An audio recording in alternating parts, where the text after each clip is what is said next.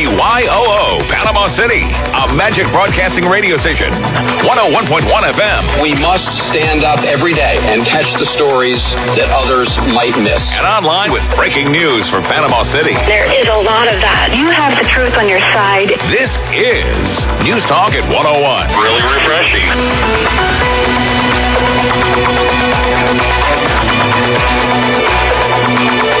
What's going on? Hour number 2, Scott Mager joins us. Scott Mager from Mager Peruis and the Storm Help Team. Last on Tuesday. Has been with us every Tuesday and Thursday for the past basically year. Good morning to you, Mr. Scott Mager. How are you? Hey, pal. How you doing, buddy? All good here. We got a little cool front that's coming through. It supposedly feels really, really good outside. And the temperature today may only reach about 150. So we're really excited about that. That's incredible. Isn't it? You have to start a fire to cool down the place.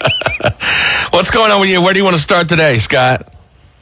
I wanted to talk to people a little bit about where they are in their claims and some thoughts about making sure that, you have a good understanding of what the insurance company is doing. So most of you who have not been paid either have an adjuster working for you or a lawyer working for you. And it's important to know what the insurance company is doing at this point. So if you are already in a lawsuit, then your lawyer will be handling your matter. But if you are not in a lawsuit, it's important to know specifically what the insurance company is doing. And are they waiting on more information, as you and I have talked about before? If they are or they're not paying, what is the specific reason why they are not paying? So for the listeners, you want to make sure you have something from the insurance company that tells you why it is they're not paying or what the specific reasons that they're not paying. What I mean by that is, are they not paying money because there is an exclusion in the policy for your damages? And you and I have talked about this in the sense that, okay, if I have a fence and my fence is not covered because it's not attached to the home or because it is attached to the home, I need to make sure I understand that, because most people who haven't been paid, they might have a roof claim and they can't understand why it is that the insurance company hasn't paid. And if they haven't, and you haven't notified the state of Florida through a complaint process, you should. So every person has the right, just like we talked about last time when it comes to price gouging, to report a insurance company who is unreasonably delaying or is not paying for a good reason to the state of Florida. And different from what you've experienced with the price gouging, where nobody seems to be doing anything, at least that's what we think is going on. In the civil remedies notice, in the complaint process, they send a copy of that complaint automatically to the insurance company. And they have to respond. And I can tell you that in virtually every case that I've had, there have been hundreds or thousands where we have had these kinds of remedy notices, the insurance company responds. They explain why it is that they haven't paid. Oftentimes when you get that document, you will find out exactly what the insurance company has done or has not done. And a lot of times for people who aren't sure what's been going on, they will find out that the insurance company is either waiting on your adjuster or is waiting on information or has an explanation for what it has done.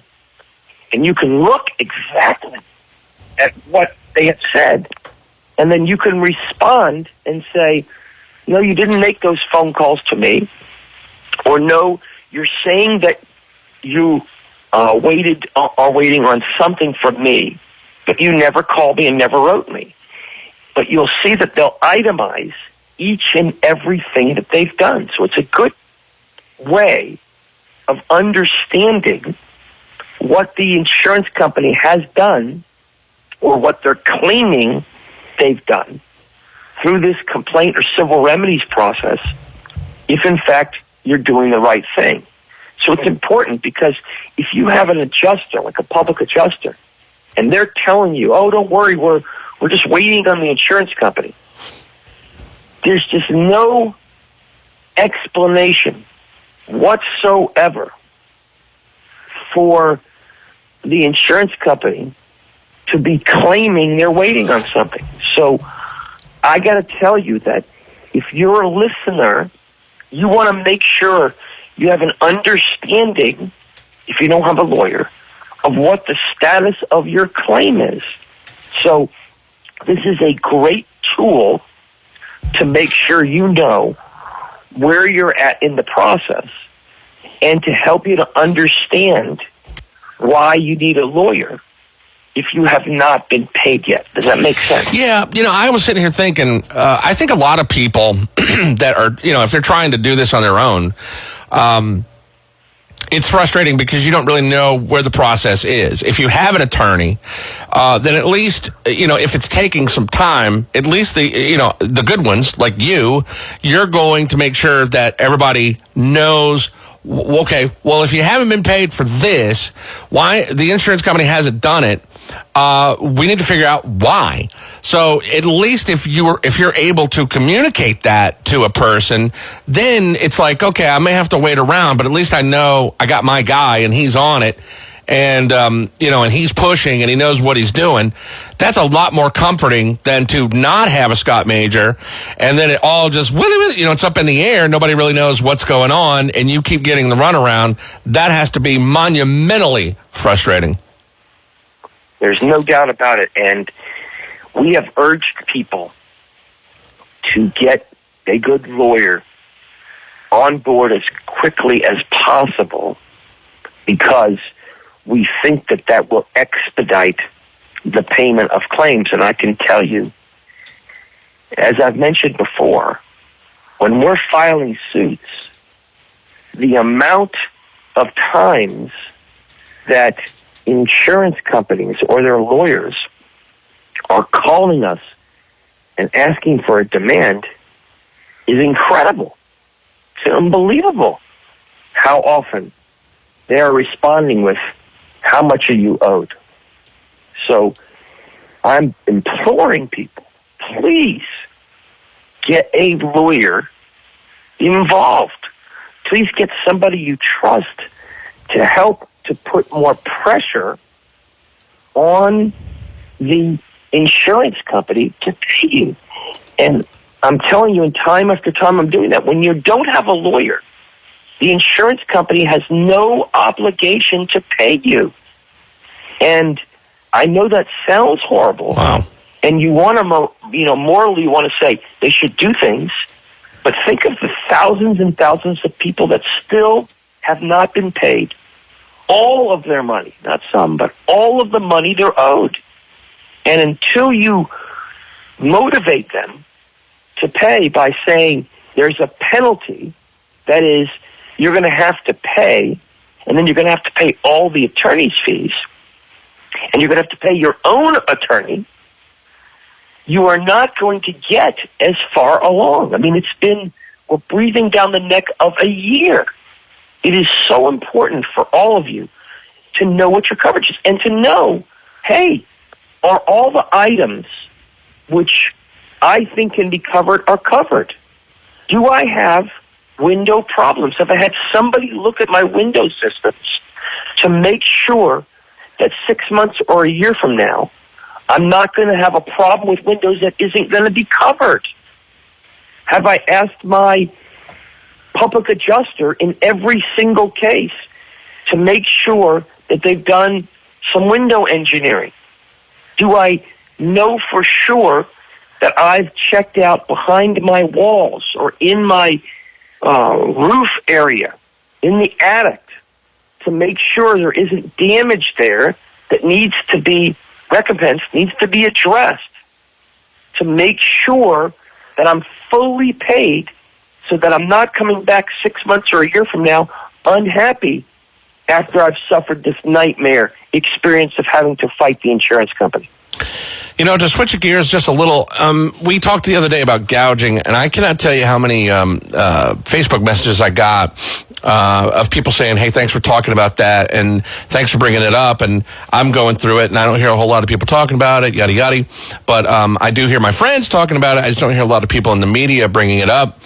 And I wanted to ask you, after our lengthy conversation on Tuesday about that, at this point, if you are, this one lady asked me to ask you this, if at this point sending or using the app from Ashley Moody, if people are using that and they're sending over all this information about somebody that's gouging, and they have not, so much as gotten answers from one landlord, then at this point, what is the route to take? Is there anything that anybody can do beyond Ashley Moody? Would it even be worth making a phone call to a lawyer at this point?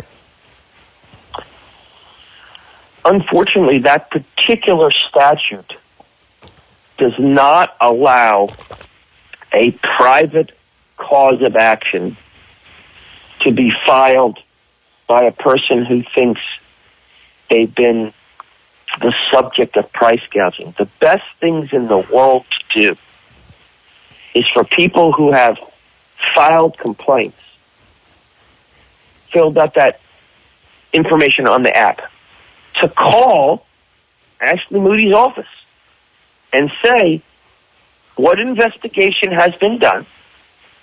Tell me what the results are. Did you find out it wasn't price gouging? Or do you have somebody investigating it? And I think if everybody who's filed a claim calls, we're going to get some answers. I think that everybody who thinks they've been price gouged should absolutely fill out that complaint form.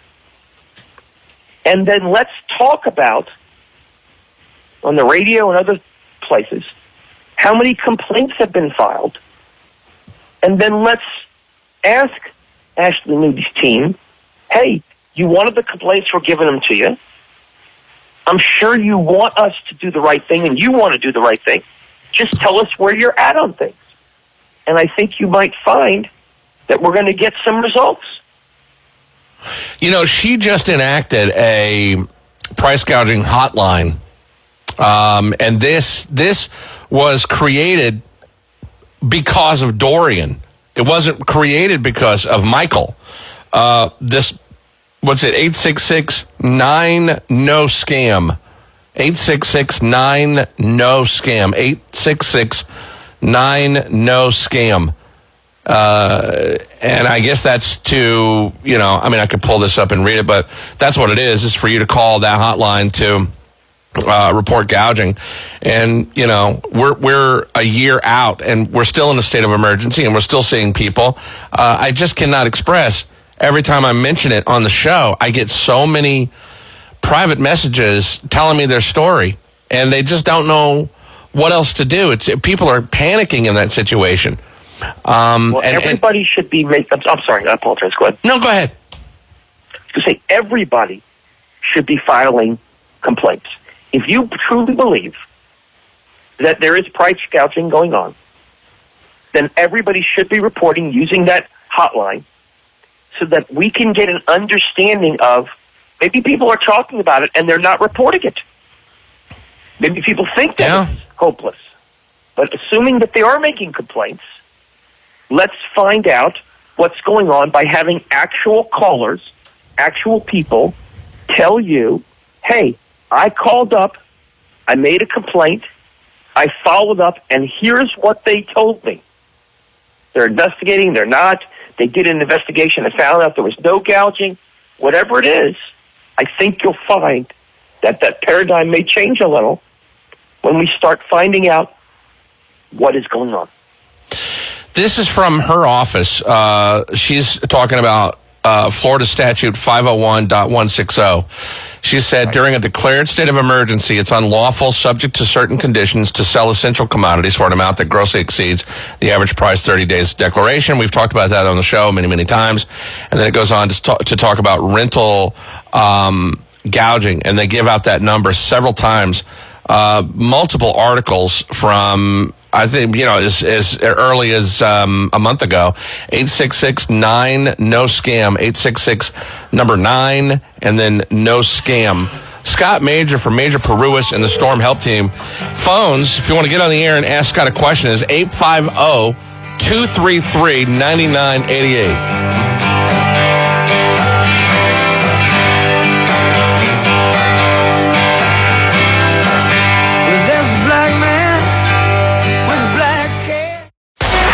Yes, all the questions everybody wants to know.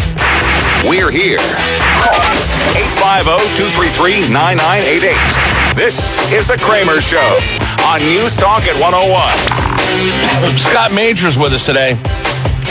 Absolutely phenomenal attorney. One that's been on this side of practice for quite a long time, knows exactly what he's doing, what he's talking about. And you can get in touch by calling 850-233-9988. Marie, you are first up. Go ahead, Marie. Yeah, I have kind of a two-part question. First, with the insurance company, we haven't had problems with them paying, but now we're at the place where we need to turn in all of our expenses and all. And what I'm wondering is we're not completely finished with the repairs and haven't used up all the money. Will that money have to be returned to them? And then second, we have a contractor that we're having problems with even getting the expenses from because he never finished everything. So should I also report that to the state? If you have expenses under the additional living expenses, the loss of use, the coverage D provision of your policy, you are entitled to recover them, and you can identify and list them for the insurance company and get paid all of their recoverable loss of use items. And if you have more of them, you can continue to supply the insurance company those, items up and through the total amount of coverage D that you have.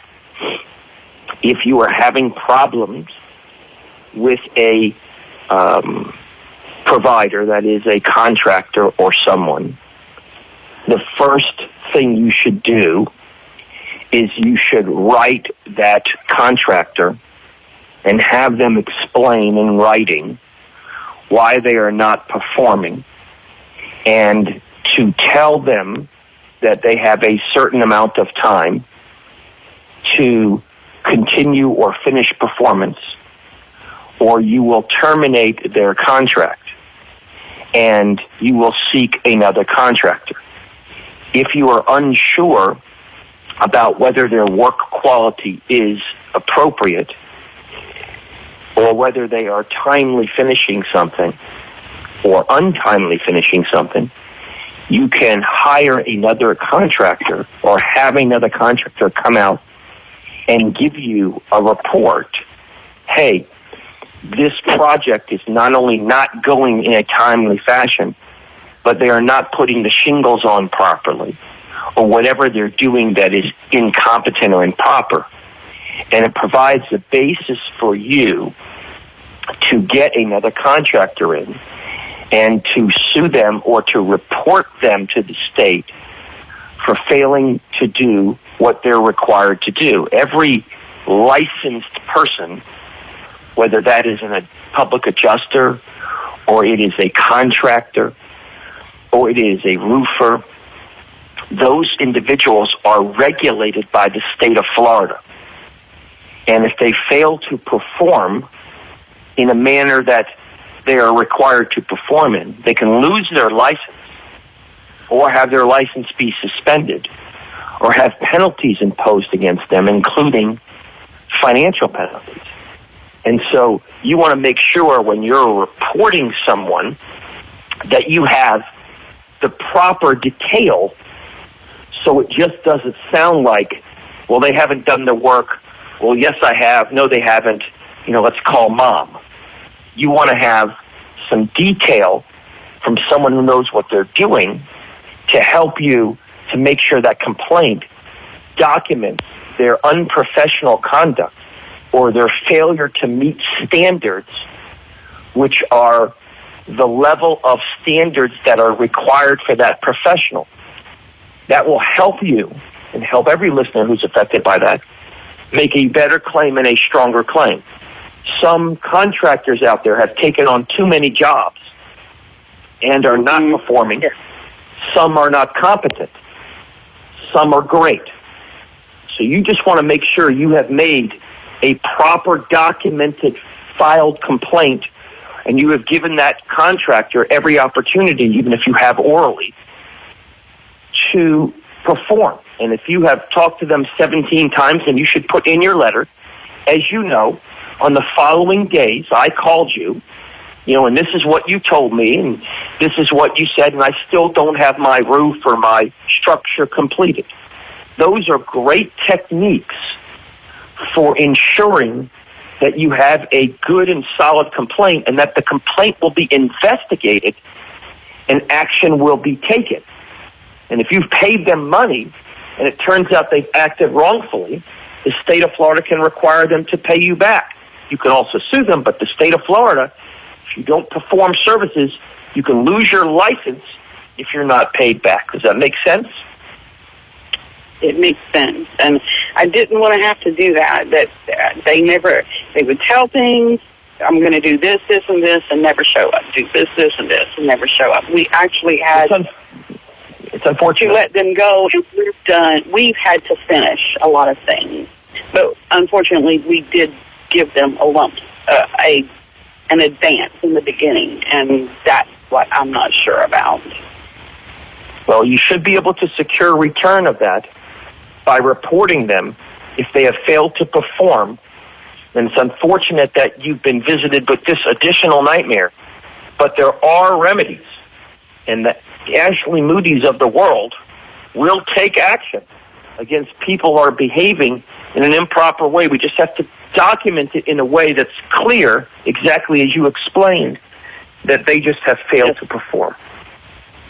What makes me so angry about these type of situations is that you have normal people that are making normal salaries and wages that are taken advantage of from a contractor, and that money is gone. And sitting around waiting months and months and months. Most people don't have that kind of money, to hold them over. I mean, it could be a life-changing event for a lot of these people that are sitting around waiting on work to be done, and then they've got to go, and now you got to waste more time on it. God, what just such a pain in the keister.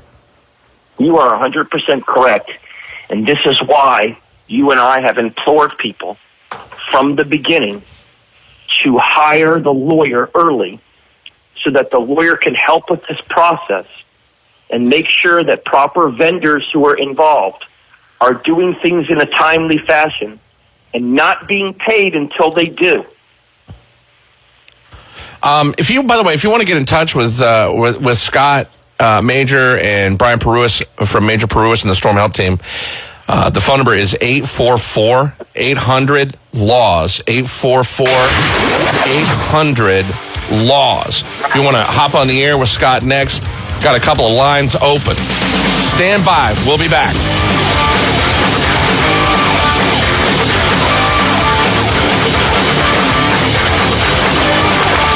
This is the Kramer Show on the Good Old Boy Network. News Talk at 101. The Kramer Show. 6 to 9 weekdays on NewsTalk at 101.1. Scott Mager with us today. Scott Mager from Mager Peruis and the Storm Help Team. Super attorney, helping a lot of people. Hey, caller one, you wanted the address of Mager Peruis on Harrison, right? Scott, what's the number for the address on Harrison? 433. Ma'am, it's 433 Harrison. Thank you very much. And do you have books there?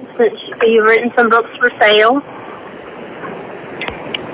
Scott, I don't know if you could hear her. She's asking, do you have books that she could buy that are for sale that you've written? The answer is yes, but if she would like to call us at the 800-844 number, I'll send her one. Oh, he'll send you a free one. How about that? I would love it because I need the help. 844. It'll make you feel good.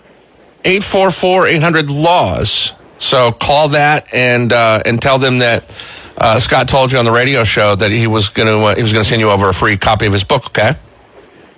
Thank you very much. I appreciate it. Is there something that you want to ask? Is there something that you want to ask Scott while I got you? There's a lot. Well, we got time. And a lot. Well, I don't. All right. That's an issue too. But there's just a lot of things going on that have been an issue. Well, reach out. I will. Thank you very much. I appreciate it.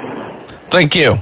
I think we've got Jim on line 11. Jim, you're on the Kramer Show with Scott Mager. Go ahead. Yeah, thanks. I'll take that lady's conceded times. I have a couple quick ones real quick. Let's say a homeowner has a mortgage, $300,000. The damage to the dwelling from the hurricane is $280,000. Wow. They paid that. Can the owner take the $280,000, put $20,000 with it, pay his mortgage off, and resell the house as is? Yes. Okie dokie. The next question real quick. Once a lawsuit's filed through an attorney to the insurance company, and they go in for what they call, I think it's bad faith. Who determines bad faith? Okay, so the question is, who determines bad faith? A jury does. What happens is you demonstrate with facts that the insurance company unreasonably delayed or otherwise deceived you or violated one of the statutes that governs the insurance company's conduct, and you file a legal action for bad faith, and then a jury determines whether or not it was reasonable for an insurance company to wait 9 months or 12 months to fix your roof. Gotcha. Okay. They're good claims. Alrighty. How long does it take once the insurance company's filed against on a lawsuit for, well, I guess it could eventually go to court, right?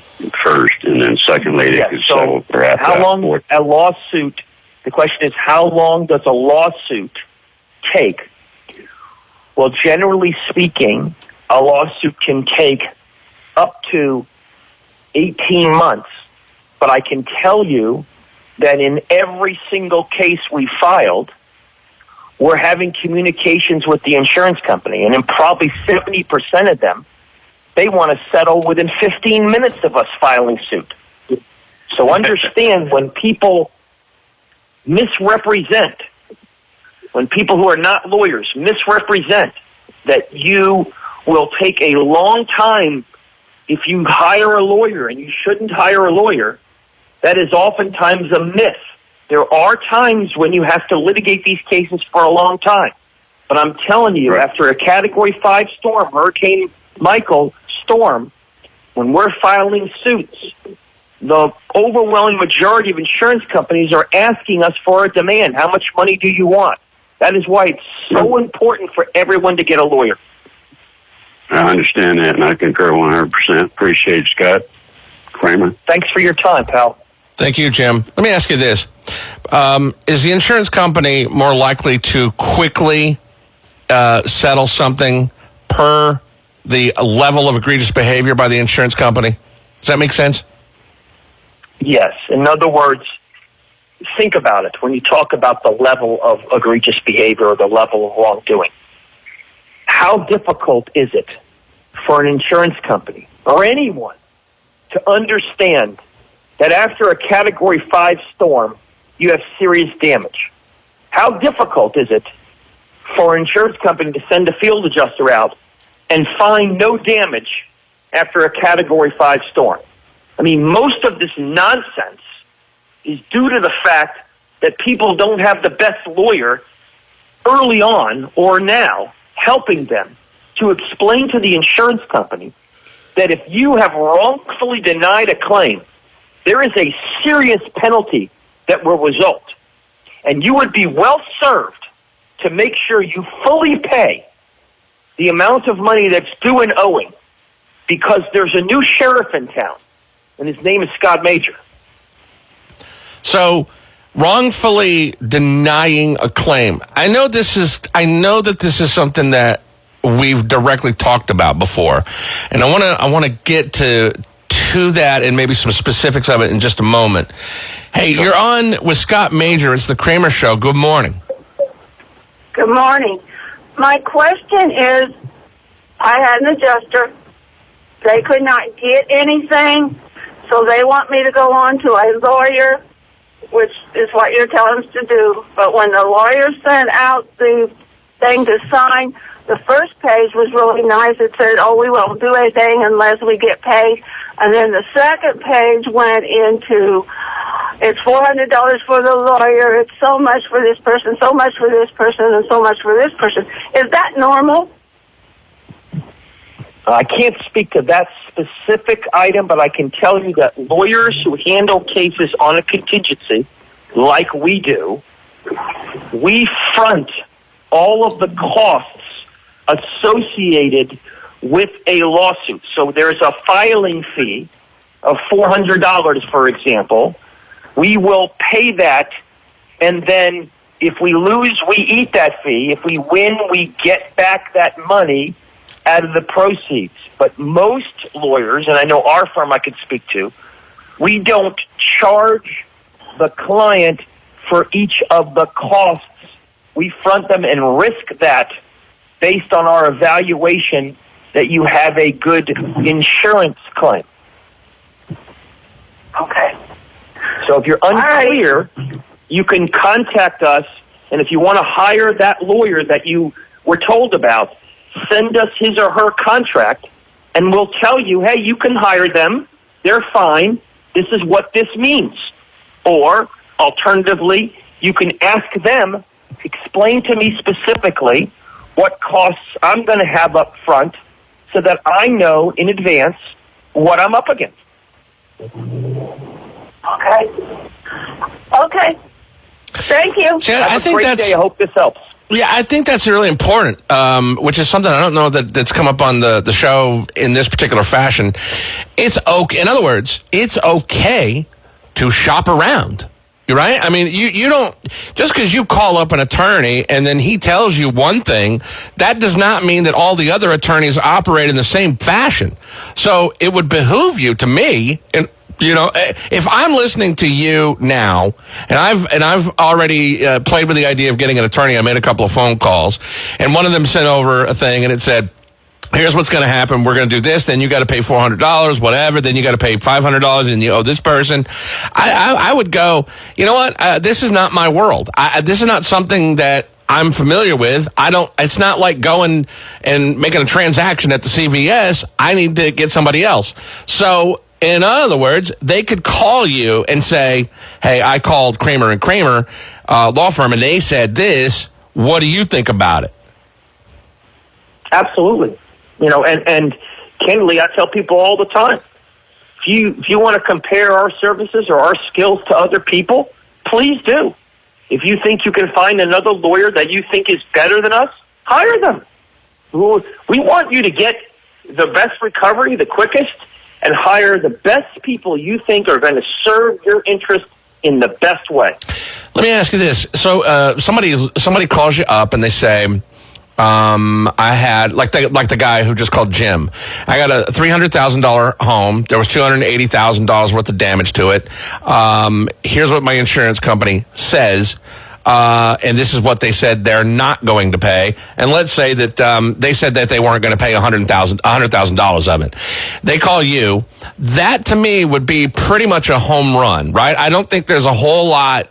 You know, if his insurance policy says what it says, he comes to you. You're pretty much basically there'd be no reason for you to turn that down. All right? That's correct. Okay, so if somebody else calls and their situation is not as clear cut, and then that person would actually owe you money up front, that'd be something that you would discuss and tell them up front, and then they would have the option to not do it or do it, right? That's exactly right. You have every option to select your lawyer based on what they tell you, based on their skill and intelligence, based on what experience they have in this and other cases. And if there's a fee associated that you're not happy with, fine. Even lawyers charge different fees. I mean, we're probably less expensive than some of the other law firms we found out about, but okay, you can choose who to hire, whoever it is that you think is going to best serve your interest. Mentioned earlier, insurance companies wrongfully denying your claim. We hear that, and I want to get Scott to, again, mention some of the specifics of that and behind that. All right, that's coming up. Plus, your phone calls, too, 850-233-9988.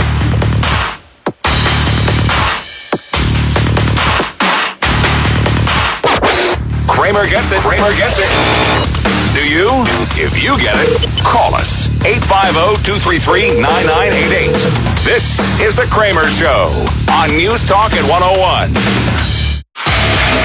It's NewsTalk at 101. It's Kramer. Scott Mager with us. Donovan, is that your name? You're up with Scott Mager from Mager Peruis and the Storm Help Team. Hello? Oh, yes. I'm calling to find out if you can sue your contractors. Okay, can you sue your contractors? Sue your contractor. If your contractor breaches their contract, that is, they fail to perform under the terms and conditions of the contract that you signed with them. So if they did not, for example, build your roof, or if they built your roof with faulty materials, or if they built your roof and did a poor job of building your roof, or if they caused other damage along that path. Those are some examples of ways in which you can sue your contractor, and you should consult an appropriate either other contractor or lawyer to get good advice to know what is best for you in your particular situation. Okay, I didn't have a problem with the insurance company. They sent all the checks they would. As a matter of fact, they sent more checks than they should have. All right. But I never signed those checks, and they took those checks and got them cash. They did not send the checks to the, my husband gave them the checks, and they got them cash. Well, forgery is a crime, and theft is a crime. And so if somebody signed the check in your name improperly, without your authority, there are legal consequences. My suggestion to you is if you believe that a crime has been committed, you call the police and make a report. If you're not sure, you can contact another contractor or a lawyer, such as us, to help to understand what has happened. But the first thing to do is if you have been the victim of a theft, that you call the police and have them investigate. They also left my house in a mess. Wow. They didn't even finish it. There may be contractual liability for them, the way in which they handle that, and that's a civil aspect, but you should get a full investigation first to know what your rights are. And thanks so much for the call. Thank you. Wow.